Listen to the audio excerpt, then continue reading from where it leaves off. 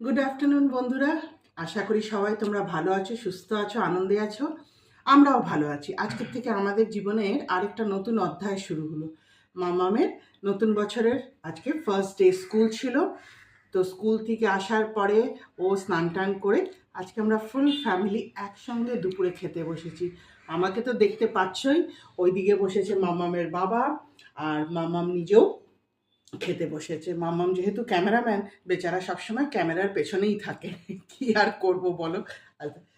তো যাই হোক, লাঞ্চ মেনুটা দেখিয়ে দিই। লাঞ্চ মেনু হলো গ্রীষ্মকালের মানে অতি প্রিয় একটা খাবার।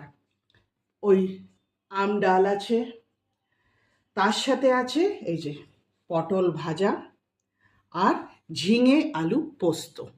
একদম সাধারণ খাবার, কিন্তু ভীষণ ভীষণ ভীষণ কমফর্ট ফুড।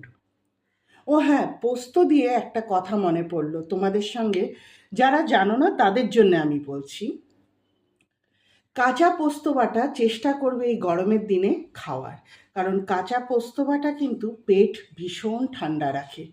খুবই সিম্পল বানানো। পোস্তটা লঙ্কা আর নুন দিয়ে বেটে নেবে, আর গরম ভাতের সঙ্গে একটু কাঁচা সর্ষের তেল দিয়ে মেখে খাবে। ভীষণ সিম্পল বানানো, স্বাদে অতুলনীয়, এবং তার উপকারও ভীষণভাবে।